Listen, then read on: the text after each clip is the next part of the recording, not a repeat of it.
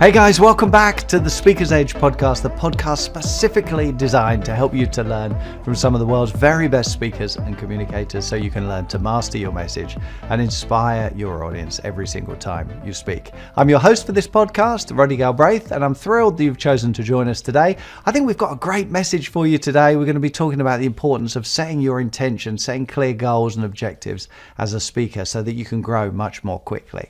But before we get to that, if you haven't downloaded the companion resources, go to maxwellleadership.com/the Speaker's Edge. And if you enjoy the episode, if you enjoy the show, we would love it if you rate and review the show. Thank you. All right, so last week we were talking about Jim Rohn's simple formula for success, amongst other things. The formula for success, he said, is very simple. It's just a few acts of self-discipline, practiced daily over a reasonable period of time. Very simple, very easy to understand, easy to do, easy not to do. But he said the formula for failure is just a few errors in judgment, practiced daily over a reasonable period of time. And the important thing is the acts of self-discipline, of course, we need to be very intentional with, whereas it feels like the errors in judgment just happen on their own. So that was what we talked about last week. In this episode, I want to talk about why would we make those acts of self-discipline? Why would we go through the effort of doing something that is difficult or time-consuming or uses a lot of energy or is frustrating? Why would we do that? Why would we step forward into growth? Why would we intentionally climb that staircase? Well, because there's something at the top of the staircase that we want. That's the key to it, isn't it? There's a goal, there's something that we would like, there's something that we desire, there's something that we need, we have to have, and so we're prepared to exert effort in order to try and get it. And so a goal, if it's a good goal for us, then it's going to entice us into growth. If it's something that we don't already have, something that we don't yet know how to get, then it's going to cause us to grow. So it's going to pull us forward into growth. And so a goal like that, when it's something that we want, it changes the things that we do. It changes us on that journey. So that the goal actually introduces more order into our lives. It has like a magnetic pull. And so more and more of the things that we're doing line up with achieving that particular goal. If there wasn't a goal, then we would just do whatever we felt like doing that day.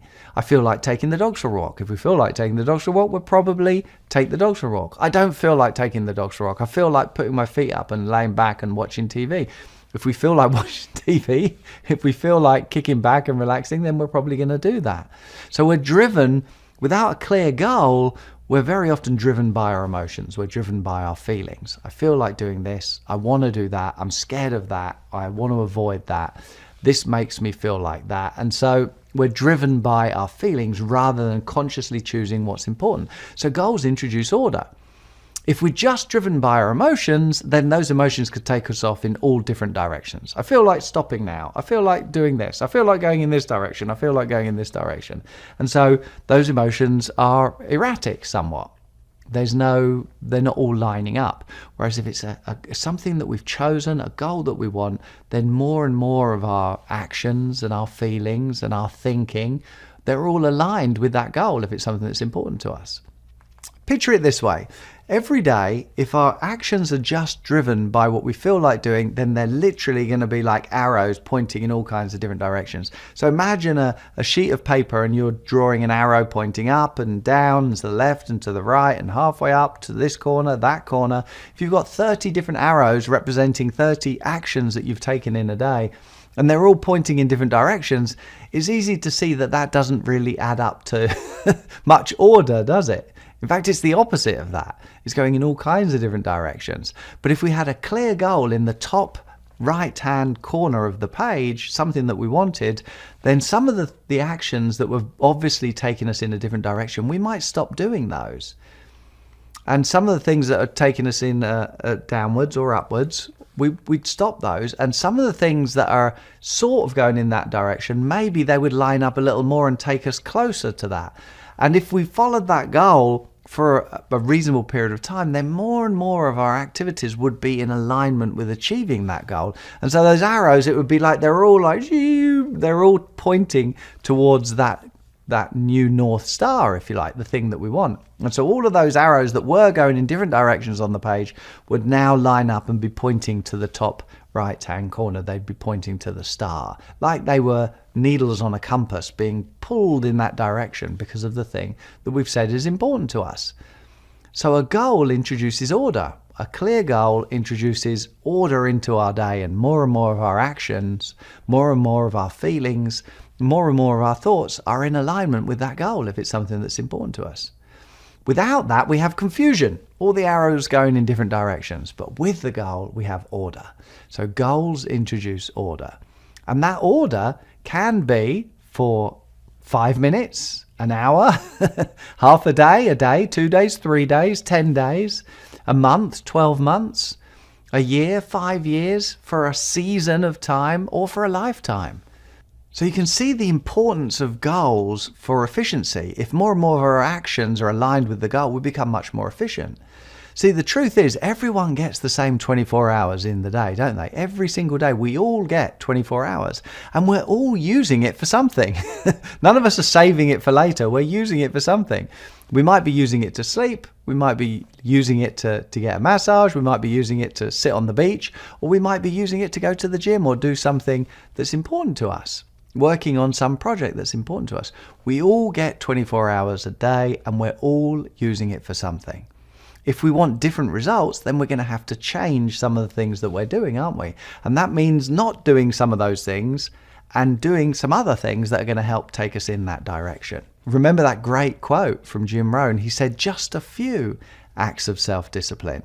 So we don't need to change everything we're doing. Just a few acts of self-discipline is going to make a difference if we stick at it and do it every day over a reasonable period of time. If you got up every morning 20 minutes early and went for a 20-minute walk, that over a reasonable period of time is going to add up to a big difference, isn't it? If you did it once, it's not going to make any difference. If you did it once a month, it's not going to make that much difference. But if you did it every day and you stuck at it for a reasonable period of time, then gradually you're going to begin to change.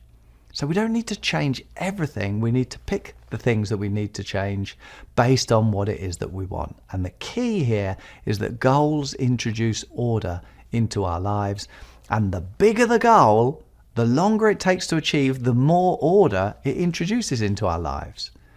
A friend of ours back in England, she wanted to be a vet from as young as she could remember. And so she went to vet school and she qualified and she became a vet. She came over to England, she got a job as a vet, and she was as happy as can be, living her dream until she got into her 40s. And then she suddenly woke up one day and said, I don't want to do this anymore. This is not for me. I don't want to see any more animals. I don't want to be a vet. When I say vet, I mean veterinarian. In England, we say vet for veterinarian. So she wanted to be a veterinarian. Then she didn't. And so she stopped being a veterinarian and she went into a sales role. And then she was very happy doing that. So that was her purpose. That was her dream for a season, for half a lifetime, let's say. For the second half of her lifetime, she wanted to do something else. Now, you can see that for the first half of her lifetime, because she was focused on doing that, all of her actions, well, not all of them, but many of her actions were lined up with that, achieving that particular goal. And she was doing some things that would take her in a different direction, but largely that was important to her. So a great deal of her life was aligned with achieving that particular goal.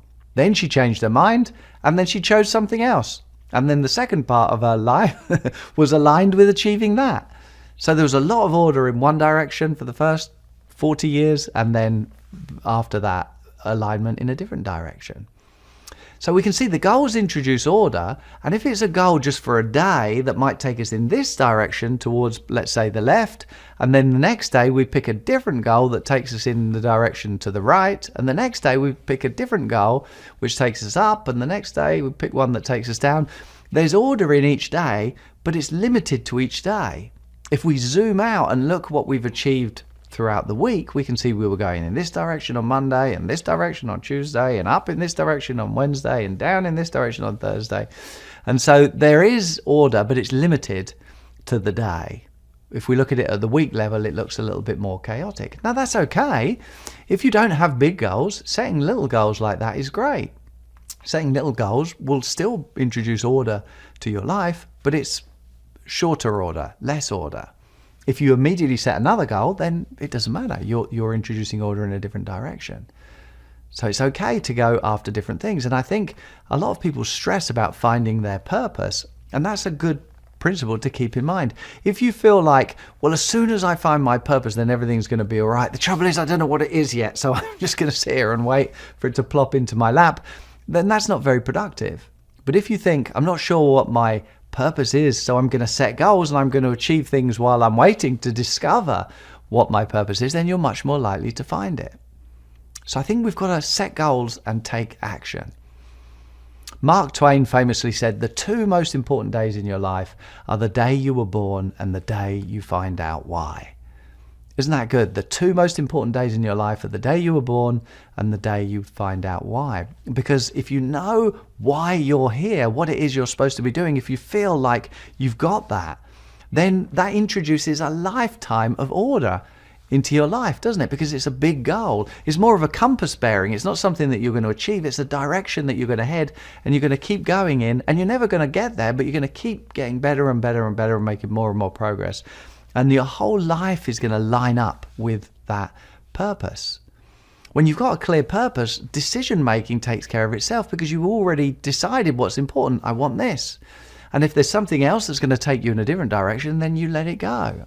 I don't need that. I want this. And so you let go of doing that and you do something that's going to take you in the direction of your purpose because you've already decided that that's important. So it really makes things a lot easier in many ways. So a purpose makes decision making much simpler, it introduces more order, and you become much more efficient.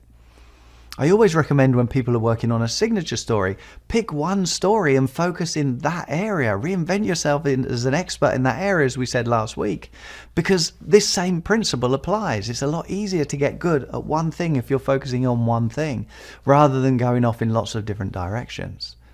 So a purpose, a signature story, a singular focus over a reasonable period of time introduces a great deal of order into our life. In fact, there was a study conducted by Dr. Edward Banfield where he said the single most accurate predictor of success is having a long time perspective.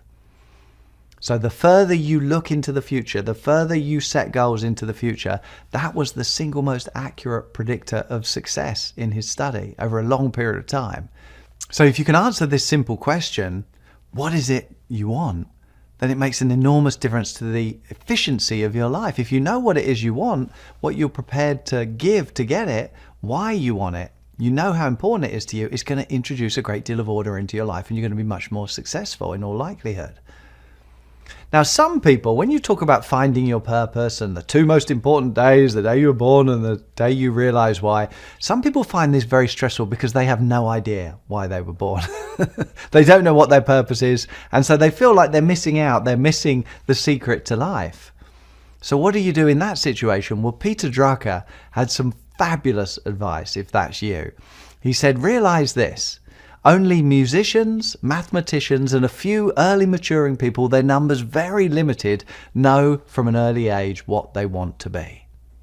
Isn't that great? Only musicians, mathematicians, and a few early maturing people, their numbers very limited, know from an early age what they want to be. Well, what about the rest of us then? Well, he said, the rest of us have to find out.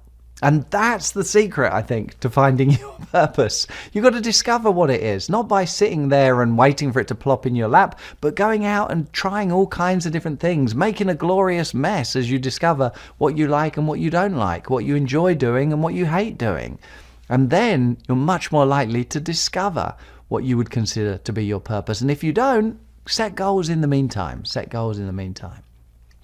Now, as you go out and do this, as you go out and make a mess, as I said, you're going to make mistakes, and that's okay. Even Michelangelo, many of you I'm sure have heard of Michelangelo and the wonderful statue of David that created and several other statues. It's a marvelous piece of work. We're still talking about it all these years later, so obviously it's very, very impressive.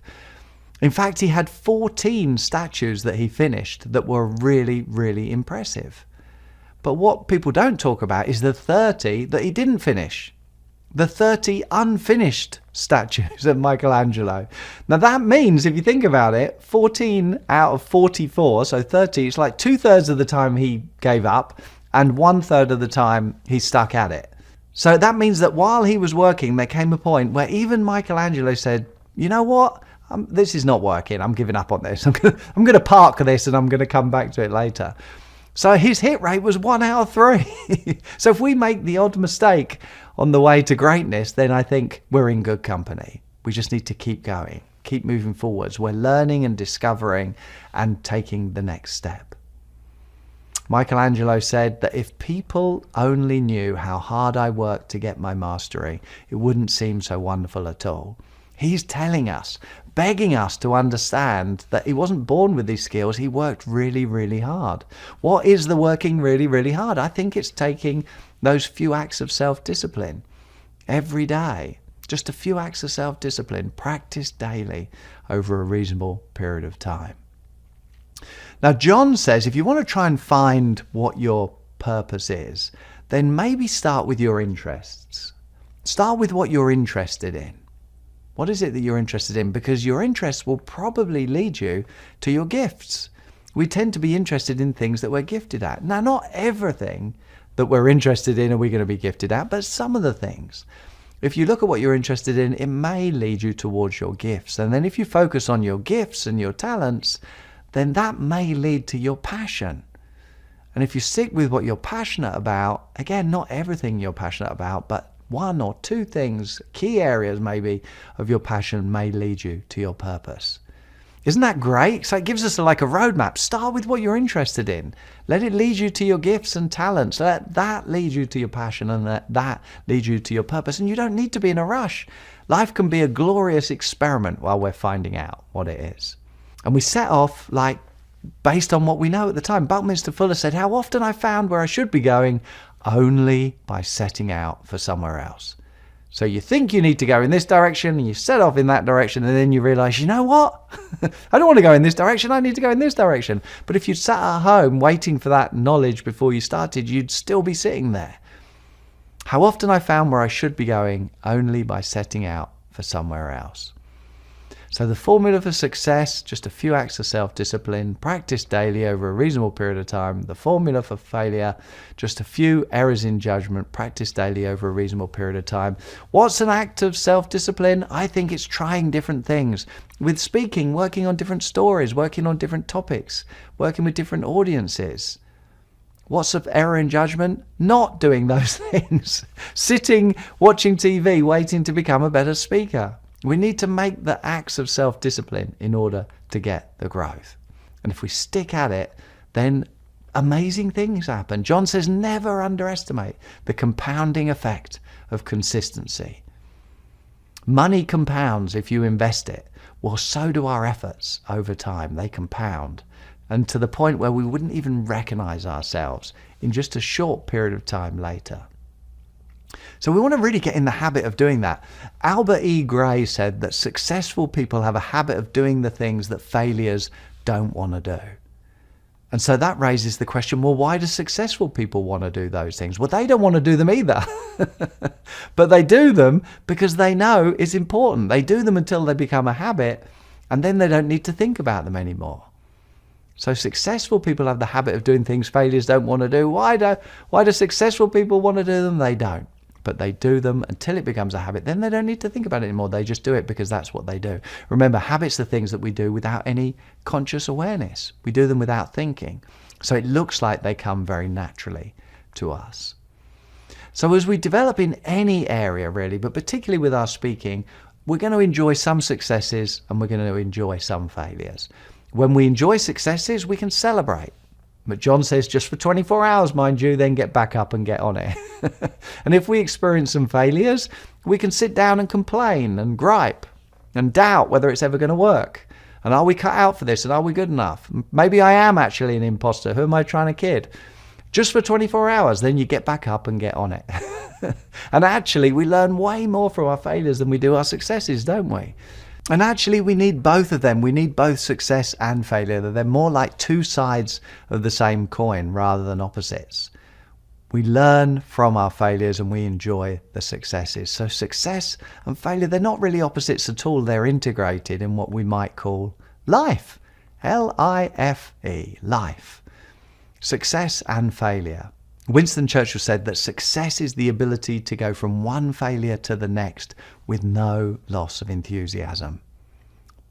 We can only do that if we understand that both success and failure are good for us, as long as we keep going, as long as we stick at it for a reasonable period of time.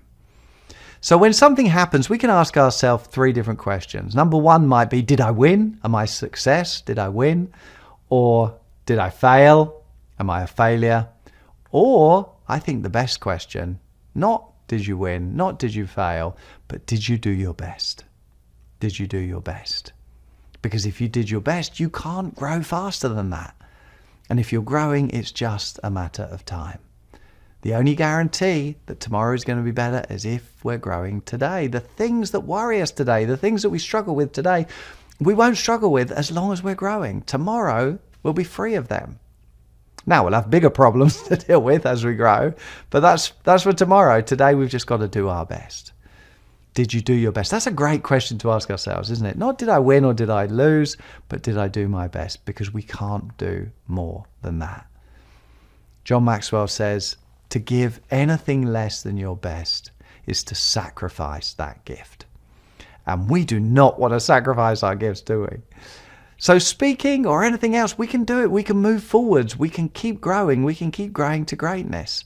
Just a few acts of self-discipline, practiced daily over a reasonable period of time, will keep getting better and better and better. And if we're growing, it's just a matter of time. All right, so before we wrap up, you've heard me talk about the Maxwell Leadership Certified Team on each of these episodes. We would love it if you check it out. If you're interested in developing your speaking, it really is a no-brainer. There's around 60,000 coaches in over 168 countries around the world now. I've been working with John on the Maxwell method of speaking since 2010. If you're interested in developing your speaking, there's nothing like this. So just go to maxwellleadership.com/speak, jump on a call with a program advisor and find out about the Maxwell Leadership Certified Team. It could be one of the best phone calls you've ever made. All right, so don't forget to download the companion resources for this week. Then go to maxwellleadership.com/the speaker's edge. And remember, communication is one of the best skills that you can develop. It is a learnable skill. It's definitely worth learning. Learn to master your message and inspire your audience every single time you speak. I'll see you next week. Thanks for listening today. Take care. Lots of love. Bye-bye. God bless.